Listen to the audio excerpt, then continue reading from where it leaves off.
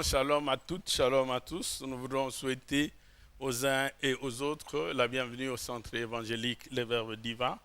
Shalom, c'est la paix du Seigneur. Nous voulons que cette paix soit avec ceux qui sont avec nous en ce lieu, ceux qui pourront nous suivre au travers le média, au travers le net. Et je suis convaincu d'une chose, Dieu va nous faire du bien parce qu'il est fidèle par rapport à sa parole. En ce jour, permettez-moi de nous proposer deux textes de lecture. Le premier texte, nous les tirons du livre du prophète Ésaïe, les fils d'Amon. Ésaïe chapitre 21, du 11e au 12e verset. Ésaïe 21, du 11e au 12e verset.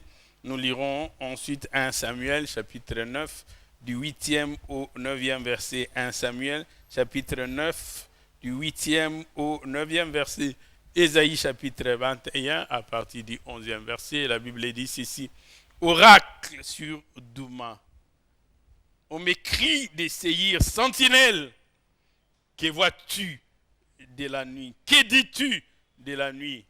Sentinelle, que dis-tu de la nuit? La sentinelle répond, le matin vient, la nuit aussi. Si vous voulez interroger, convertissez-vous, revenez. 1 Samuel chapitre 9, versets 8 à 9. La Bible dit, les serviteurs de Saül reprirent la parole et dit à Saül, voici, j'ai sur moi l'écart d'un cycle d'argent. Je le donnerai à l'homme de Dieu et il nous indiquera notre chemin. Visiblement, il s'était égaré.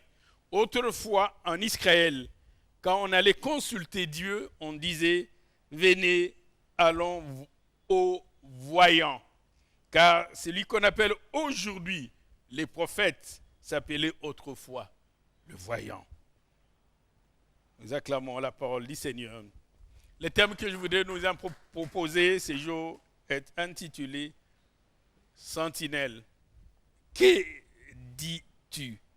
Sentinelle, que dis-tu? Que nous avons tiré du livre d'Ésaïe. Cet oracle qui est fait sur Douma. Douma pour certains, c'est la postérité d'Ésaü. Peu importe de qui il s'agit, mais ce qui importe, c'est l'oracle qui est donné. On dit sentinelle, que dis-tu?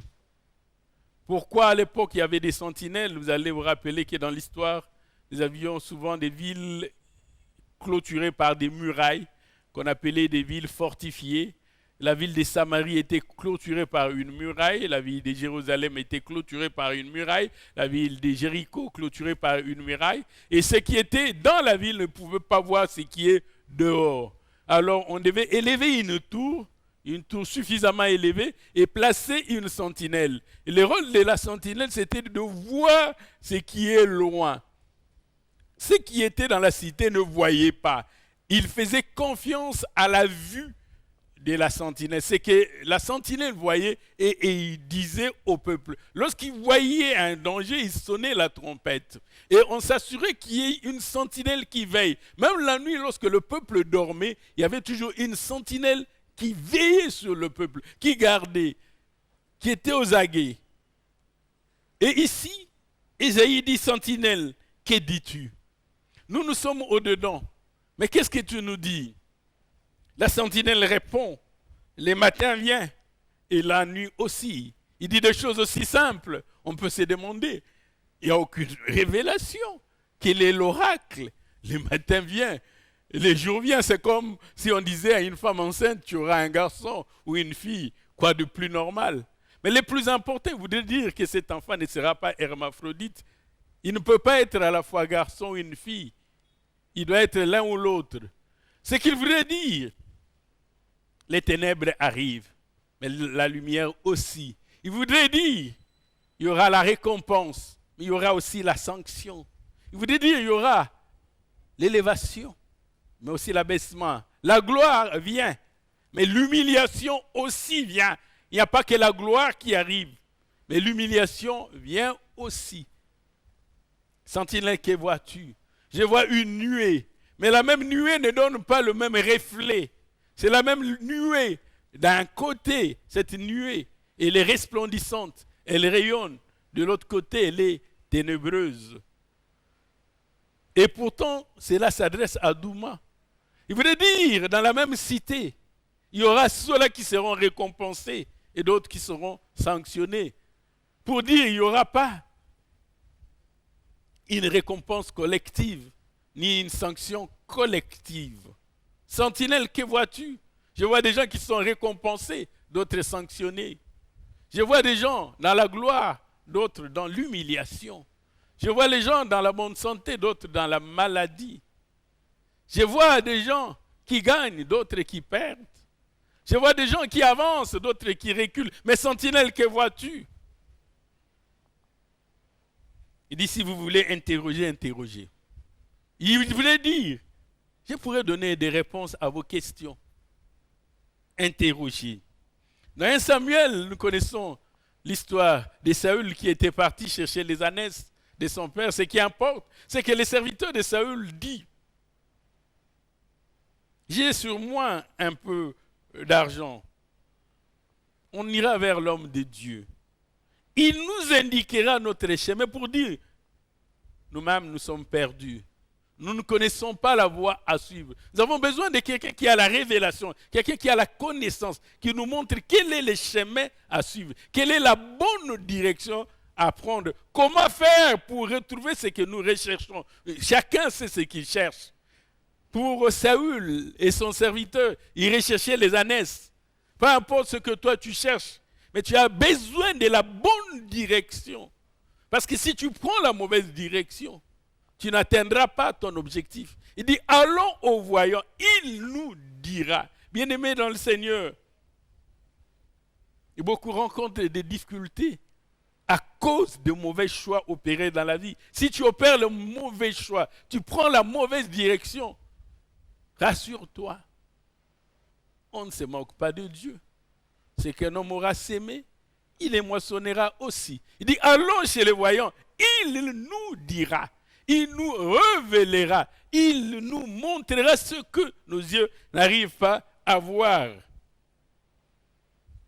Le peuple a besoin d'avoir des sentinelles, des gens qui veillent, des gens qui sont chacun à son poste.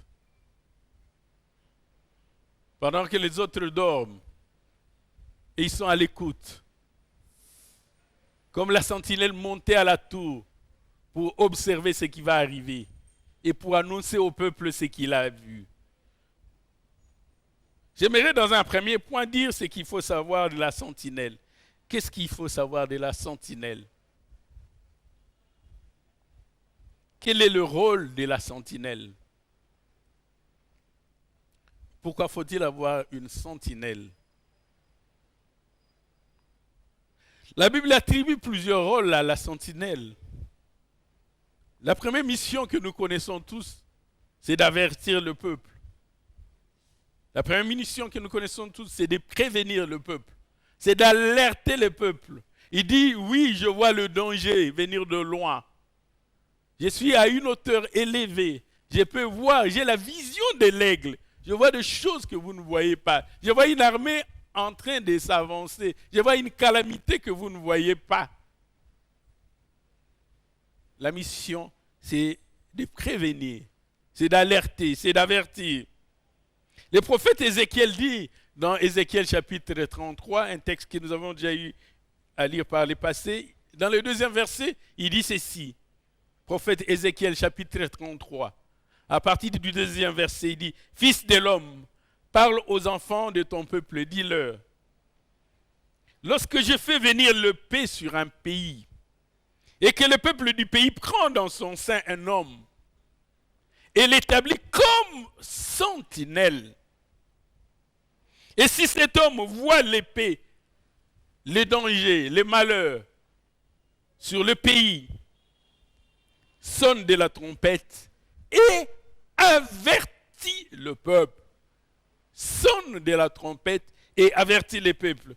Et si quelqu'un entend le son de la trompette et ne se laisse pas avertir, et que l'épée vienne le surprendre, son sang sera sur sa tête. Il a entendu le son de la trompette, mais il ne s'est pas laissé avertir. Son sang sera sur lui. Mais s'il se laisse avertir, il sauvera son âme. Si la sentinelle voit venir l'épée et ne sonne pas de la trompette, si le peuple n'est pas averti et que l'épée, la sanction, vienne enlever à quelqu'un la vie, celui-ci périra à cause de son iniquité.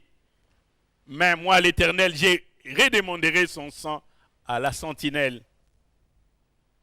Je redemanderai son sang à la sentinelle. Et toi, fils de l'homme, j'ai été établi comme sentinelle sur ma maison d'Israël. Dieu est en train de dire à Ézéchiel, les hommes peuvent établir des sentinelles pour alerter, pour prévenir, pour annoncer les choses futures que les autres ne voient pas encore. Et ils ont une responsabilité. Et Dieu dit à Ézéchiel, moi j'ai été établi sentinelle sur la maison d'Israël. Qu'est-ce que tu feras en tant que sentinelle? Il dit, tu dois écouter la parole qui sort de ma bouche et les avertir de ma part. Le rôle de la sentinelle, c'est avertir. Il écoute ce que Dieu dit et il avertit. Nous avons besoin de gens qui écoutent. Pas des gens qui viennent nous dire après, non. Prévenir, c'est dire avant, avant, alerter, avertir, amener les gens à se prémunir. La sentinelle doit écouter la parole qui sort de la bouche de l'Éternel et avertir le peuple. Bien-aimé dans le Seigneur, si un danger atteint la population, il y a deux possibilités. La première possibilité, c'est que ce peuple n'a pas de sentinelle. Malheur au peuple qui n'a pas de sentinelle, qui veille. Dieu lui-même dit, lui qui veille sur la postérité d'Abraham, il ne dort ni ne sommeille. Il ne connaît aucun instant d'assoupissement. Malheur à ce peuple qui manque la sentinelle. Deuxième possibilité, ils ont entendu le son de la trompette, mais ne se sont pas laissés avertir. La sentinelle est là. Nous avons besoin de sentinelles. Église, nous avons besoin de sentinelles. Le pays a besoin de sentinelles. La ville a besoin de sentinelles. Ceux qui voient de loin, qui ont la vision de l'aigle et qui annoncent les choses, qui peuvent dire au peuple, l'année prochaine, à la même période, à la même époque, voici ce qu'il y aura. Si l'Égypte s'était maintenue pendant la période des vaches grasses, c'est à cause de la révélation que Pharaon avait eue, mais surtout à cause de la bonne interprétation que Joseph avait donnée. Pour voir les choses à venir. S'il n'avait pas vu les choses à venir, il se serait réjoui pendant le temps d'abondance et manqué pendant le temps de disette. Sentinelle, que dis-tu? Je vois la récompense, je vois aussi la sanction. Je vois l'élévation, je vois aussi l'humiliation. Je vois la lumière, je vois aussi les ténèbres. Les deux choses, je le vois. Sur la même ville. De la même manière, la nuée, la même. Elle était ténébreuse d'un côté et resplendissante de l'autre. Deuxième rôle de la sentinelle, c'est intercéder. C'est plaider la cause du peuple. C'est défendre la cause du peuple. Quand Dieu dit à Moïse, il va consumer le peuple d'Israël, Moïse n'avait pas dit ce peuple pécheur, tue-le. Il a les coureurs, je leur parle, il ne m'écoute pas. Moïse intercéda. Et à la fin, Moïse va proposer même sa vie. Il dit, si je ne veux pas pardonner ce peuple, efface mon nom de ton livre de vie. La sentinelle, lorsqu'elle voit le danger arriver, la sentinelle ne se contente pas seulement d'annoncer. Quand tu es dans une maison, tu vois le feu commencer à s'allumer, Commence d'abord par l'éteindre, avant que les secours ne viennent. Ne te contente pas de dire au feu, et tu laisses le feu agrandir. Non, commence par l'éteindre, avant même que les secours n'arrivent. La sentinelle doit intercéder. Le prophète Jérémie dit dans Jérémie chapitre 27, Jérémie chapitre 27, le 18e verset. Jérémie chapitre 27, le 18e verset, le prophète dit, s'ils sont prophètes, et si la parole de l'Éternel est avec eux, qu'ils intercèdent auprès de l'Éternel des armées pour les ustensiles qui restent dans la maison de l'Éternel, pour que les ustensiles restent dans la maison de l'Éternel, dans la maison du roi de Juda, dans Jérusalem, et n'aillent pas à Babylone. Parce que le roi Nebuchadnezzar s'était résolu de prendre les ustensiles de la maison de Dieu pour amener cela à Babylone. Il dit, mais si vous êtes sentinelle, si vous êtes prophète, mais intercédez. La sentinelle ne doit pas se contenter d'annoncer. La sentinelle doit agir comme Moïse, implorer, prier. Lorsque Israël va connaître la défaite devant la petite nation de Haï, Josué va prendre une position inconfortable, commencer à implorer et à invoquer Dieu pour savoir pourquoi ces malheurs leur étaient arrivés. La sentinelle doit plaider la cause du peuple. Seigneur, pardonne le peuple. Je vois l'épée venir, mais pardonne le peuple. Nathan avait dit à David, va au terrain qui appartient à Orna ou à Ravna. J'ai vu l'ange de l'Éternel avec l'épée nue là-bas. Offre un sacrifice. La sentinelle doit plaider la cause. S'ils sont prophètes, si la parole de l'Éternel est avec eux, qu'ils intercèdent. Nous avons aujourd'hui des sentinelles qui se contentent d'annoncer des malheurs. Mais combien sont parmi eux ceux qui se prosternent devant l'Éternel pour implorer la miséricorde?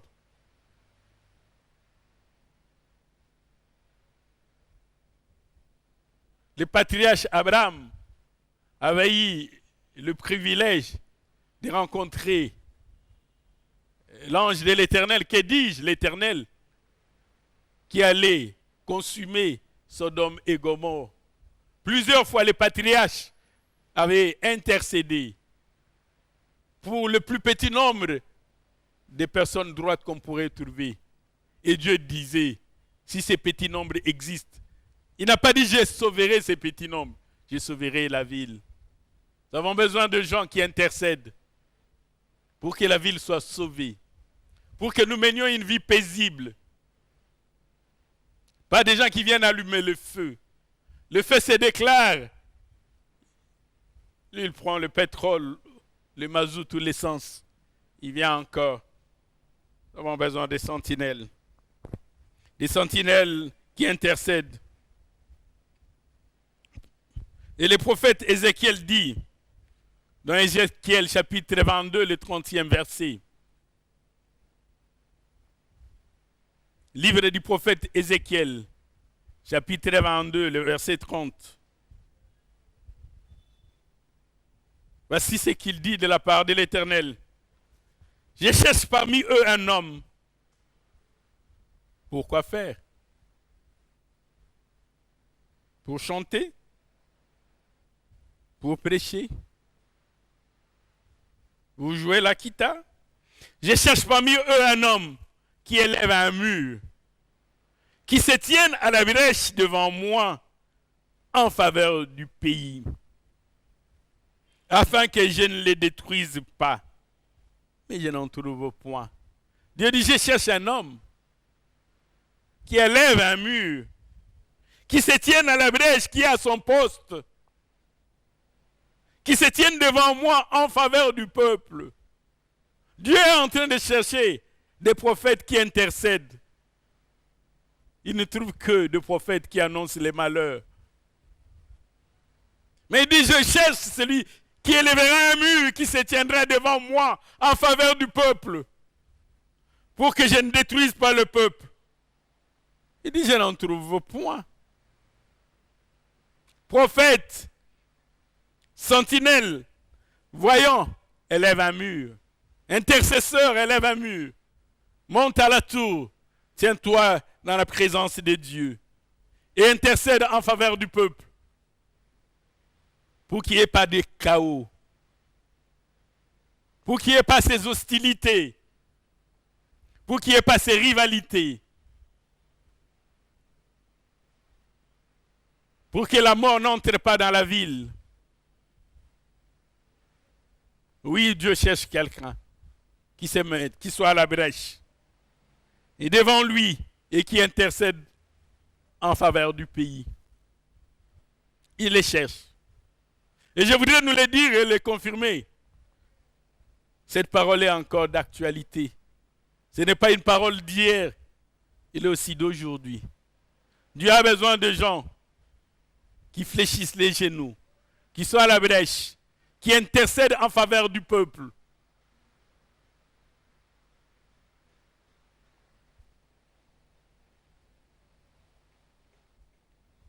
Plutôt le prophète Ézéchiel avait dit, dans Ézéchiel chapitre 13, si nous pouvons lire à partir du 13e verset, nous comprendrons mieux la pensée du prophète Ézéchiel dans le chapitre 13.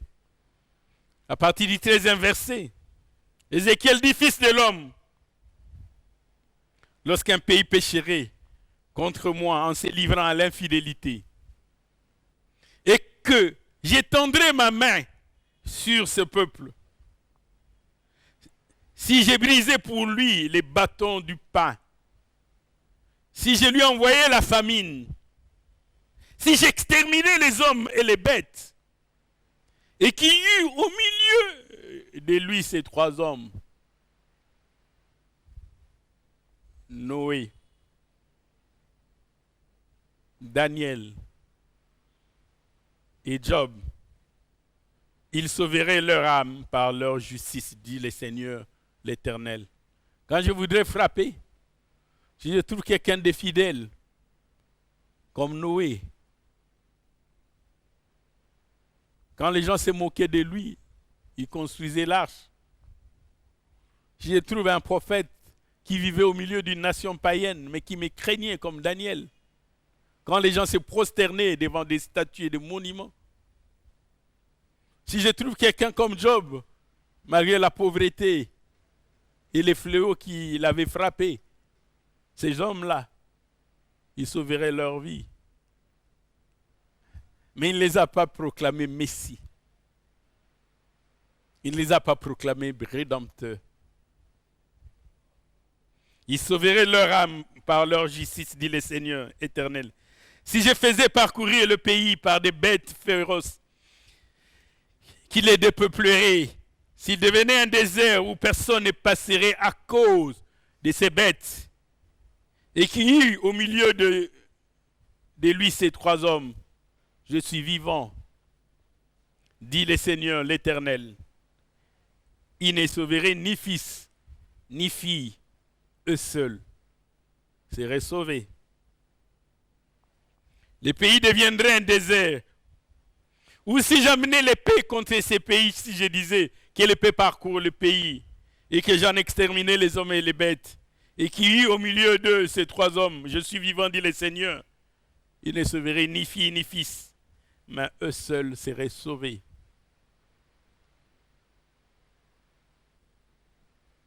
Il est en train de dire, ces hommes ne peuvent pas racheter la nation. Mais sur eux s'appliquera l'oracle, la rétribution comme la sanction, la gloire comme l'humiliation. Les uns auront la couronne de gloire, les autres seront rejetés. J'étais en train de nous dire, La sentinelle doit avertir, doit alerter, doit prévenir. Deuxièmement, la sentinelle doit intervenir. Dieu cherche des hommes qui sont à la brèche, qui ne se contentent pas de passer à la télé et dire Dieu m'a montré, il y aura des calamités. Des gens qui sont à la brèche, en train d'intercéder.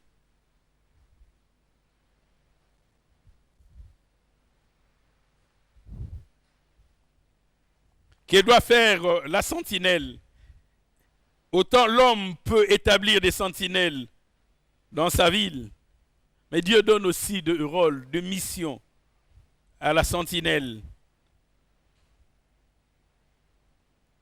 La sentinelle a aussi comme mission annoncer les oracles,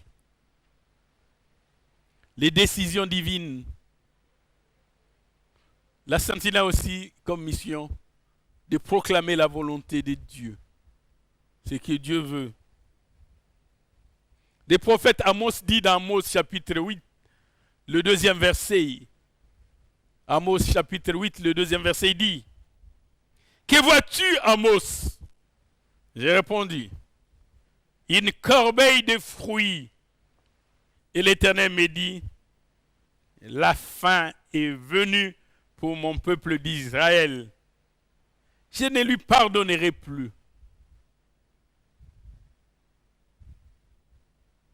Le prophète annonce les décisions de Dieu. Que vois-tu? Il voit deux choses et il en a la bonne explication et la bonne interprétation. Et la révélation de ces choses lui viennent de Dieu. Que vois-tu, sentinelle? Je vois une corbeille de fruits. Si on avait dit, demander à l'un ou à l'autre, chacun aurait pu donner son interprétation. La corbeille de fruits, qu'est-ce que cela veut dire? Amos a vu la corbeille de fruits. Quelqu'un pourrait dire, la moisson sera abondante. D'autres disent, il n'y aura plus faim ni disette. Un autre pourrait même dire, Dieu annonce les années d'abondance. Et l'Éternel me dit, c'est la fin de toutes choses. Je ne pardonnerai plus mon pays. Il faut avoir la révélation de Dieu. Moi, humain, je ne pourrais pas donner cette interprétation en voyant la corbeille de fruits. Mais Dieu voulait dire, le temps de la moisson est passé. Ce que vous avez sémé, c'est ce que vous allez moissonner. Vous ne changerez plus. Si vous avez sémé des mangues, des papayes, des figues, la moisson est arrêtée. Vous ne changerez plus la mangue en papaye ou les figues en fraises. Vous ne changerez plus. Mais ce genre de révélation, il n'y a que Dieu qui peut donner cela. Sinon, Amos aurait pu donner une révélation à sa manière. Et Jérémie, dans le premier chapitre, nous dit à partir du 11e verset. Jérémie, le premier chapitre, à partir du 11e verset. Le prophète dit ceci, la parole de l'Éternel me fut adressée en ces mots. Que vois-tu, Jérémie? J'ai répondu, je vois une branche d'amandier. Quelle est l'interprétation, Jérémie? Toi qui es appelé à annoncer les oracles, les décisions arrêtées par Dieu. Il dit, je vois une branche d'amandier. Et dans le verset 12, et l'Éternel me dit, tu as bien vu, tu ne t'es pas trompé. Car je veille sur ma parole pour l'exécuter. Verset 13, la parole de l'Éternel me fut adressée une seconde fois en ces mots. Que vois-tu? J'ai répondu, je vois une chaudière bouillante du côté du septentrion. Et l'Éternel me dit, c'est du septentrion que la calamité se répandra sur tous les habitants du pays. C'est de là que viendra le malheur C'est de là que viendra la désolation. C'est de là que viendra la tristesse, le deuil, les grincements des dents. Fais attention à ce qui viendra du septentrion. Dieu nous le révèle. Tu risques d'embrasser avec tes deux bras un malheur qui vient t'assommer. Que vois-tu? Que vois-tu, sentinelle? Si la sentinelle la nuit s'assoupit, si la sentinelle la nuit s'endort, il ne verra rien. Et le lendemain, lorsqu'on lui demandera, sentinelle, que vois-tu? Il n'aura rien vu. Deuxième chose, si la sentinelle n'est pas à son poste, parce que la sentinelle doit monter à la tour pour voir, il doit être à son poste, à la tour la plus élevée, mais aussi ne pas dormir. S'il ne monte pas à la tour, ou si la sentinelle se permet de dormir, il ne verra rien. Sentinelle, que vois-tu? Je vois la gloire, je vois l'humiliation. Je vois la bénédiction, je vois aussi la malédiction. Mais sentinelle, tu parles de la même population, oui. C'est un oracle sur Douma. C'est sur la même population. Les uns connaîtront la bénédiction et les autres la malédiction. Cela peut s'agir d'une même famille. Cela peut s'agir d'une même maison, d'une même tribu. Les uns connaîtront l'élévation, les autres l'humiliation. Les deux choses arriveront. Et la sentinelle confirme. Il dit, si vous voulez interroger, interrogez. Quatrième rôle de la sentinelle. La sentinelle doit éclairer le peuple. Apporter de la lumière. Tirer le peuple de l'erreur. Quand la sentinelle parle, on comprend du oui. C'est cela. Avant que tu n'aies parlé, nous ne comprenions pas. C'est ainsi que dans l'ancien temps, les gens allaient demander à la sentinelle, qu'est-ce que l'Éternel veut nous dire? Nous n'avons pas compris. Dis-nous, qu'est-ce que l'Éternel veut dire? La sentinelle doit éclairer le peuple. Le rôle de la sentinelle, ce n'est pas de garder le peuple dans l'ignorance. Comme un chauffeur qui ne voudrait pas perdre son poste, qui éviterait que son patron apprenne à conduire, en se disant si le patron apprend à conduire, il n'aura plus besoin de moi. La sentinelle n'est pas cela, vous maintenir dans l'ignorance pour qu'il soit le seul à avoir la lumière, la connaissance. Non, il est appelé à éclairer le peuple. Si le peuple marche dans l'erreur, les tirer de l'erreur. Pas lui dire non, patron, c'est conduire le véhicule, c'est compliqué. Changer de vitesse, déjà pour apprendre ça, il faut 3 ans. Accélérer, il faut 4 ans. Si tu veux apprendre à conduire, il faut 7 ans. Et le patron se fatigue. Non, ça, ce n'est pas le rôle de la sentinelle. C'est éclairer le peuple. Apporter de la lumière. Quand la sentinelle parle, les gens disent nous comprenons. Sentinelle, que dis-tu? Nous avons besoin d'entendre la sentinelle. Si tu ne nous dis rien, c'est que soit la nuit tu n'étais pas à la tour, soit tu dormais. Soit tu n'étais pas à ton poste, soit tu dormais. Mais que dis-tu de la nuit? Qu'est-ce que tu as vu? Est-ce que tu étais à ton poste, sentinelle? Le prophète Zacharie dit dans Zacharie chapitre 4, Zacharie chapitre 4 à partir du 2e verset jusqu'au 6e. Zacharie chapitre 4 du 2e verset au 6e. Il me dit, que vois-tu? J'ai répondu, je regarde et voici, il y a un chandelier tout d'or surmonté d'un vase portant 7 7 lampes avec 7 conduits pour les lampes qui sont au sommet du chandelier.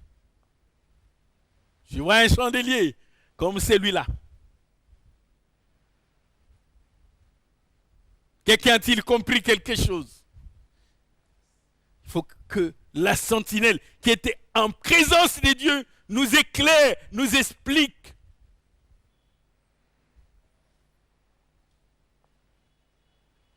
Pourquoi 7 lampes? Pourquoi pas 6? Pourquoi pas 8?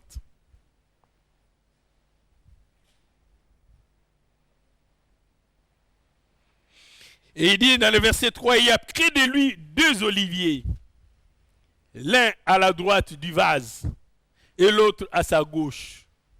2. L'un à gauche, pas les 2 à gauche, pas les 2 à droite. L'un à gauche, l'autre à droite. Sentinelle, éclaire-nous, nous voulons comprendre. Et reprenant la parole, j'ai dit à l'ange qui parlait avec moi, que signifient ces choses, mon Seigneur? Moïse aussi disait, quand j'irai parler au peuple, ils me demanderont, ils me poseront telle question. Quel est le signe? Mais que signifient ces choses? L'ange qui parlait avec moi me répondit, ne sais-tu pas ce qui signifient ces choses? J'ai dit non, mon Seigneur, je ne le sais pas. Alors il reprit et me dit, c'est ici la parole que l'Éternel adresse à Zorobabel. Ce n'est ni par la puissance, ni par la force, mais c'est par mon esprit, dit l'Éternel. C'est l'esprit de l'Éternel. Ce n'est pas la force, ce n'est pas la puissance. Il dit, quand l'esprit de l'Éternel est là, la grande montagne ne peut rien faire devant Zorobabel. Parce que ce n'est ni par la force, ni par la puissance, mais c'est mon esprit. Plus tard, on parlera de ce chandelier, même de cette église d'Éphèse. Mais il dit, ce n'est pas la force, mais c'est mon esprit qui est en train d'agir. Au point que même la grande montagne sera aplanie devant toi. Parce que ça ne sera pas l'œuvre de la force, ni de la puissance. Et le prophète Ézéchiel, dans le chapitre 24, le 16e verset, dit, Ézéchiel, chapitre 24, le 16e, dit, Fils de l'homme,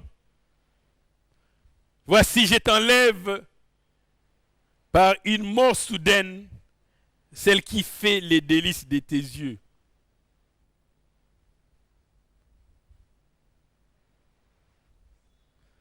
Il vient dire au prophète, je vais t'arracher ton épouse. Qu'est-ce que cela veut dire? Mais Seigneur, qu'est-ce que tu veux m'enseigner? Mais Seigneur, pourquoi c'est là? Fils de l'homme, voici, je t'enlève par une mort soudaine. En lingala, on dit Ambalakata. C'est qui fait les délices de tes yeux. Tu ne te lamenteras point, tu ne pleureras point, et tes larmes ne couleront pas.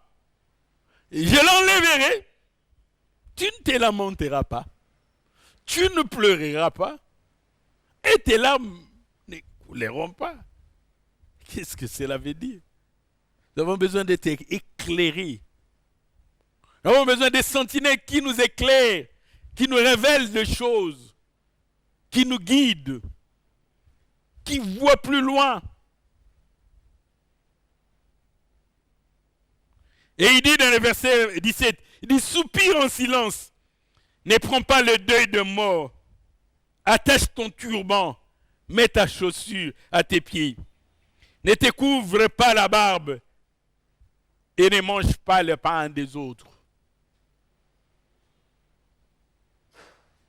Verset 18.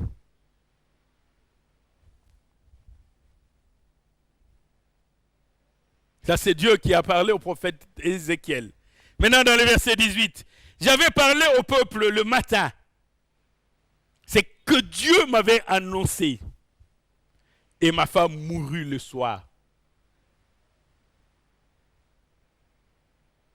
Le lendemain matin, j'ai fait ce qui m'avait été ordonné. J'ai fait exactement ce que Dieu m'avait demandé. Verset 19, le peuple me dit, ne nous expliqueras-tu pas ce qui signifie pour nous ce que tu fais? Nous ne comprenons pas. Ta femme, soudainement morte, et on ne te voit pas en deuil, on ne voit pas couler tes larmes. Homme de Dieu, sentinelle, prophète, voyons, explique-nous. Nous voulons comprendre. La sentinelle doit expliquer les choses au peuple. Nous voulons comprendre. En tout cas, nous n'avons rien compris. Quelqu'un, le soir, son épouse meurt, le lendemain, on le trouve sur la place de la ville. On dit, nous ne comprenons pas, explique-nous. Verset 20. Je leur répondis, la parole de l'Éternel m'a été adressée en ces mots. Dis à la maison d'Israël, ainsi parle le Seigneur l'Éternel. Voici. Ah là, il commence à prêter attention. Je vais profaner mon sanctuaire. L'orgueil de votre force, les délices de vos yeux, l'objet de votre amour, vos fils et vos filles que vous avez laissés tomberont par l'épée. Vous avez l'arche de l'alliance, vous y placez la confiance. Je vais vous confondre, vous le verrez. Vous le verrez de vos yeux. Et vos fils et vos filles tomberont. Les lieux qui étaient sacrés sera entre les mains des incirconcis, des nations païennes. C'est ça l'explication. Mais si le prophète n'avait pas éclairé le peuple de Dieu, il ne comprendrait pas. Et quand ces choses arrivent, ils disent oui, l'homme de Dieu nous avait prévenus.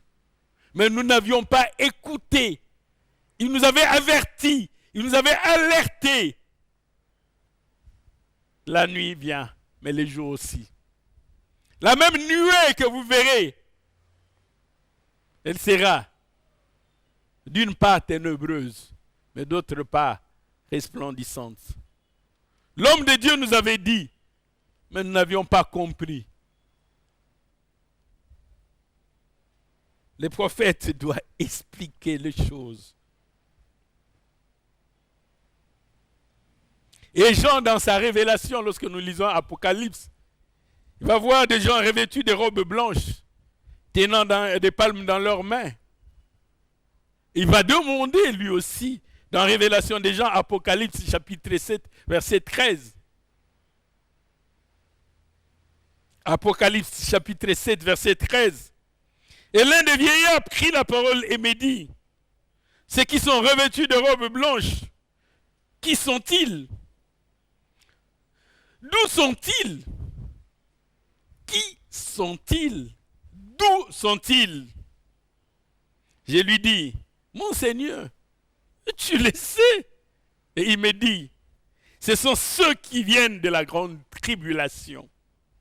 Ils ont lavé leurs robes et ils les ont blanchis dans le sang de l'agneau. Vous n'avez pas besoin de chercher un détergent, un savon liquide ou en bloc. Ces genres de robes ne se lavent que par le sang de l'agneau. Les iniquités et toutes sortes de souillures qui avaient entaché la robe, tu ne trouveras aucun détergent pour enlever cela, qui puisse enlever la souillure des iniquités. Tu peux faire passer ta robe 2 jours dans le javel, ça n'enlèvera pas ces impuretés, ces imperfections. Il n'y a que le sang de l'agneau. Il dit ceux-là qui sont revêtus des robes blanches, C'est parce qu'ils ont lavé leurs robes dans le sang de l'agneau. Ne cherchez pas un détergent. Il y en a qui profitent lorsqu'ils font un pèlerinage. Ils auront l'occasion d'aller en Israël, ce n'est pas une mauvaise chose. Ils se disent, nous allons nous laver dans les eaux du Jourdain. Il n'y a que le sang de l'agneau. Tu peux amener toute ta garde-robe dans les eaux du Jourdain. Fais-le si tu le veux. Mais la robe que tu revêtiras à ce jour-là, c'est celle qui a été lavée dans le sang de l'agneau. Que vois-tu? Je vois des hommes revêtus de robes blanches. Mais qui sont-ils? D'où viennent-ils? Et l'un des vieillards me dit, ce sont ceux qui viennent de la grande tribulation. Ils ont lavé leurs robes et ils les ont blanchis dans le sang de l'agneau.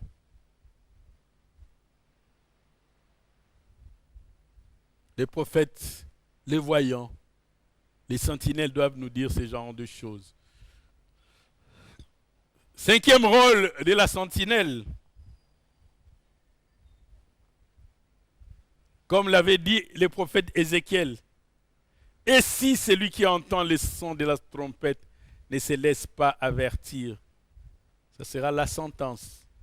La sentinelle doit publier aussi la sentence de Dieu. La sentinelle doit aussi publier le jugement de Dieu. Et la sentinelle ne le fait pas comme un juge. La sentinelle l'annonce à l'avance. Le juge vient condamner. Mais la sentinelle vient annoncer à l'avance. La sentinelle ne se comporte pas comme un juge. Dieu va demander à Jonas d'aller prêcher les Ninivites. En réalité, d'aller leur dire, mon épée est suspendue au-dessus. Si vous ne revenez pas de vos mauvaises habitudes, je vais vous frapper. Et le prophète Jonas est parti annoncer la sentence de Dieu. Nous pouvons lire ça dans Jonas, chapitre 3, à partir du verset 3. Jonas, chapitre 3, à partir du verset 3, la Bible dit, « Et Jonas se leva et alla à Ninive. » Je me fais grâce de toutes les tentatives de fuite et d'échappatoire de Jonas. Là, Jonas va à Ninive.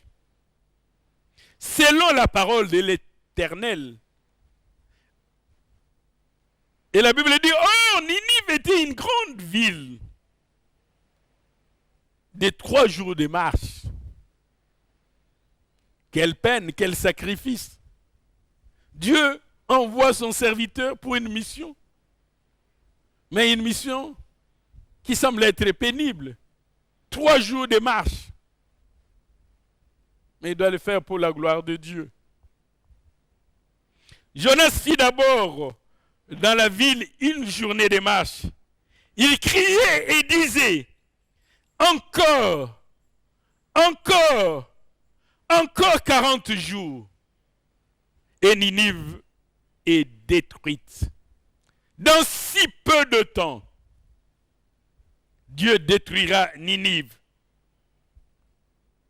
Si vous ne vous repentez pas, si vous ne revenez pas de vos mauvaises actions, si vous ne cherchez pas la face de Elohim, si vous ne revenez pas vers Yahweh, dans 40 jours, de la même manière que l'incirconcis Goliath avait insulté la nation de l'Éternel pendant 40 jours, Jonas dit dans 40 jours,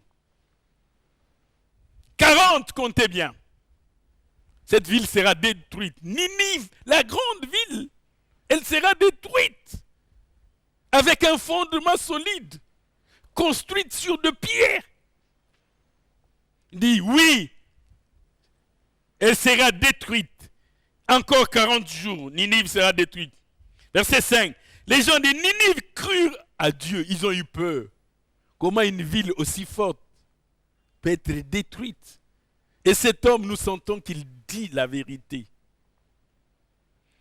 Et les habitants de Ninive vont publier un jeûne. Ils vont se revêtir des sacs, depuis le plus jeune jusqu'au plus vieux. Et si vous lisez la Bible, même les bêtes n'avaient pas mangé. Même le roi s'était revêtu des sacs et tout le monde avait gêné. La sentinelle vient annoncer la sentence des dieux. Mais il ne vient pas comme juge. Il vient prévenir le peuple de Dieu. Comme il a fait avec Ninive dans 40 jours. Si vous ne vous repentez pas, ne croyez pas à la grandeur, à la dimension de pierre sur lesquelles est construite la ville, à la solidité de vos bâtiments, elle s'écroulera. Et les habitants ont cru. Oui, la sentinelle vient annoncer le jugement de Dieu. Il annonce la sentence de Dieu.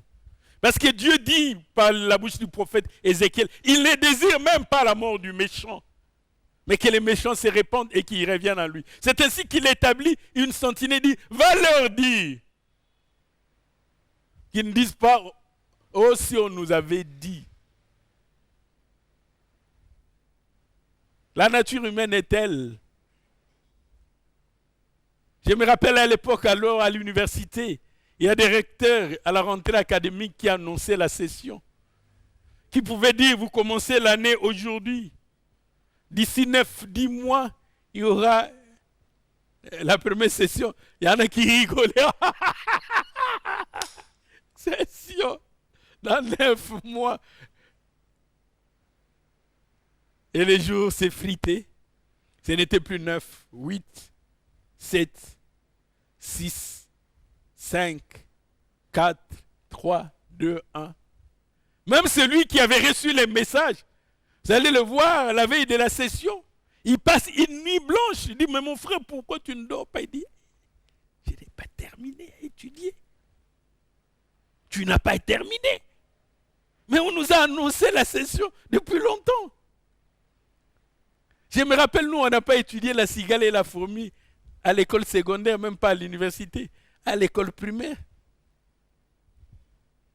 Et qu'il y a des gens qui se comportent comme la cigale, qui chantent tout l'été.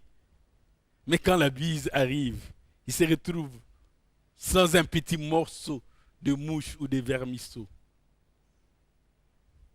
Et là, la criée famine chez la fourmi, sa voisine. Ça, on nous a appris à l'école primaire. Que faisiez-vous au temps chaud? Je chantais, cela ne vous déplaise. Vous chantiez.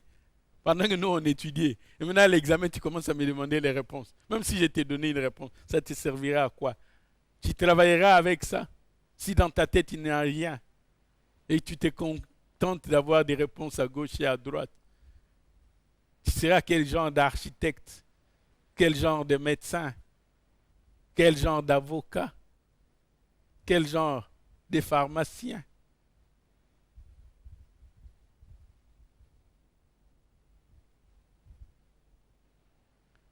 Le prophète Zacharie dit dans Zacharie chapitre 5, les premiers versets. Zacharie chapitre 5, les premiers versets. Il dit, j'ai levé de nouveau les yeux et j'ai regardé, et voici, il y avait un rouleau qui volait. Dieu donnait des visions aux gens. Un rouleau qui volait. Un rouleau qui volait. Il me dit, que vois-tu? J'ai répondu, je vois un rouleau qui vole. Il y a 20 coudées de longueur et 10 coudées de largeur. 20 coudées, je vais donner des dimensions approximatives qui ne sont pas forcément exactes, mais c'est à peu près 10 mètres de longueur, à peu près 5 mètres de largeur. Et il voit ça en train de voler. Et il me dit, avant qu'il me dise, dans Zacharie, voyez un rouleau qui vole. Ça veut dire quoi? Ça veut dire quoi? Et il me dit, c'est la malédiction qui se répand sur tous les pays. tel que tu vois ces rouleaux voler, c'est la malédiction. Ça ne devait pas voler. Mais comme ça vole, c'est que les choses ne marchent pas comme elles devaient marcher.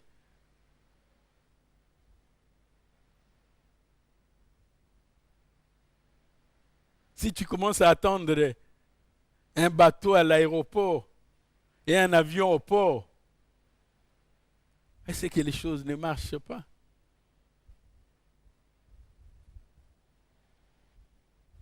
Il dit c'est la malédiction qui se répand sur tous les pays. Les prophètes doivent annoncer la sentence de Dieu.